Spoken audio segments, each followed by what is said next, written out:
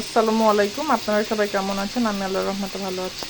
এখন দিয়ে দিচ্ছি পেঁয়াজ, কাঁচামরিচ, অল্প পরিমাণ পানি, দিয়ে দিচ্ছি রসুন কুচি, কিছু টমেটো, লবণটাও পরিমাণ মতো, হলুদ দিয়ে দিচ্ছি জিরার গুঁড়ি। এখন দিয়ে দিব আমি এই যে ম্যাজিক মশলা। এটা কিন্তু রান্নার স্বাদ দ্বিগুণ বাড়িয়ে দিবে।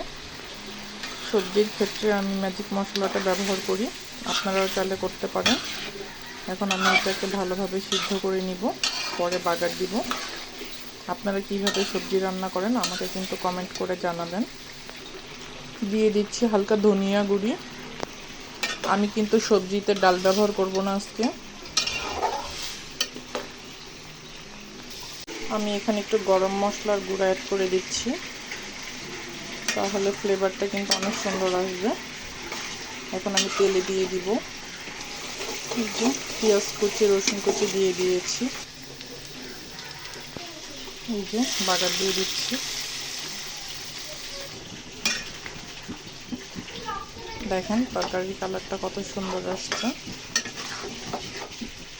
এই যে আমার সবজির ফাইনাল লুক কেমন হয়েছে অবশ্যই জানাবেন। আল্লাহ হাফেজ।